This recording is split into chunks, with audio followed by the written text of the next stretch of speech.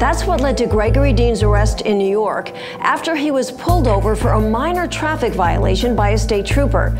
Dean was charged with violating the state's new SAFE Act, which sets a 7-bullet limit on the number of rounds gun owners can load into a magazine. Governor Cuomo calls the legislation, quote-unquote, common sense, and boasts his state now has the toughest gun laws in the country because the SAFE Act also includes a ban on assault weapons.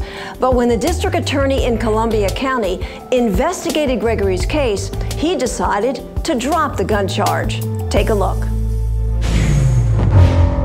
I really couldn't believe what was happening as it was happening. I was driving down the road and got pulled over for a license plate lamp being out. Everything snowballed from there. In the course of getting pulled over, Gregory's gun permit was exposed to the officer, which led the officer to then inquire, well, do you have a gun? So Gregory said, yes, I have a gun on the passenger seat. Why didn't it stop there? Why did he feel he had the legal right to pull the magazine out and start counting bullets?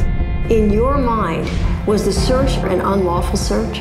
Absolutely an unlawful search. Forget the extremists. It's simple.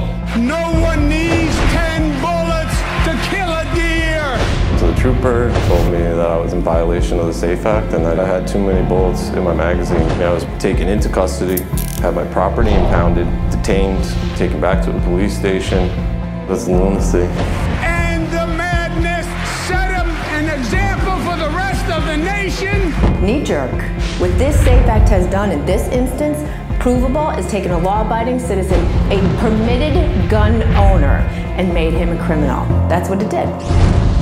But Gregory Dean's case took an unexpected turn when the district attorney in Columbia County decided not to prosecute him under the SAFE Act. And that's a first for Governor Cuomo's new gun control law. I am a strong supporter of the entire Constitution, including the Second Amendment. Needless to say, I do have a personal opinion about the law, but my personal opinion has little, if any, relevance. I've considered the entire law and all the circumstances of the arrest and his criminal history, if any. In this case, he had no criminal history, and I made a decision not to prosecute him for that particular offense. I was very surprised, but what he did was a class move, and he took the rug out from underneath the SAFE Act with respect to my client, essentially nullifying the legislation that was enacted by the governor of our state. Does it concern you that your decision not to prosecute Gregory Dean in this case has angered some judges in New York? I don't work for judges. Perhaps one of the most serious parts of our respective jobs is to exercise our discretion as we're elected to do. It's not unusual for me to go against the grain. Learning from Connecticut, this law is going to make this state a safer state. How? That's my question, is how. Because any criminal that's carrying a gun, they already don't care about the law. So what's going to stop them from filling that magazine to capacity?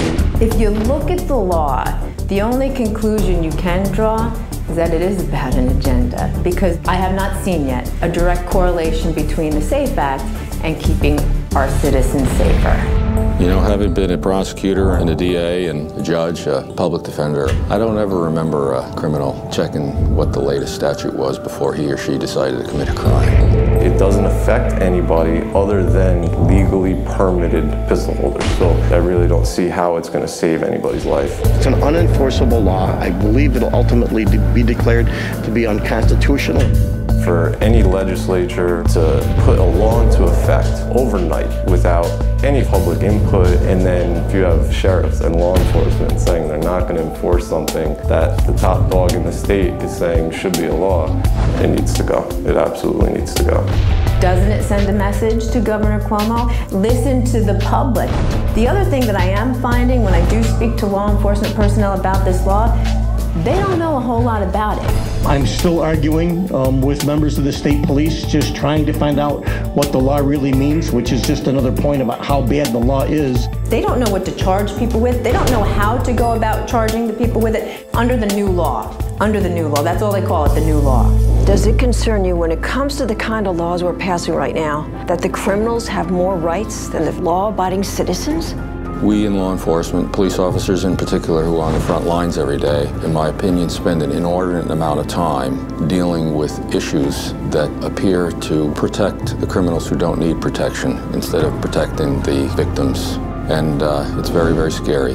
Columbia County has traditionally been a very rural county, but over the last several years, there has been an explosion of offenses in violent crime. A very major problem with repeat offenders. What do you think about the New York State Rifle and Pistol Association challenging the SAFE Act, filing a lawsuit, trying to get it repealed? I think it's necessary because somebody like me, I don't have much pull in the state legislature at all. So we need people like the NRA and the rifle associations to join the fight, or otherwise we'll never get heard. Can you hear us now, Governor? This got passed through like that. So yes, put the NRA muscle behind it so that it's not turning everyday law-abiding citizens into criminals. To me, that's the biggest reason why I am fighting for this. I'm a very big believer in our freedoms and the rights that we carry as American citizens. I was in the United States Marine Corps. I'm big on target shooting. A lot of my family hunts, and I feel like I'm speaking for every gun owner in New York State, because otherwise the legislature is just going to run over everybody. Where would we be? Where would we be? Thank God for him, and hopefully any other citizen that's going to come after him, especially if they get the message that you can fight and you can win. And this country is built on people who fought the oppressors the whole way through. And if we stop now, we won't have pistol permits anymore. We won't have the Second Amendment or the right to bear arms.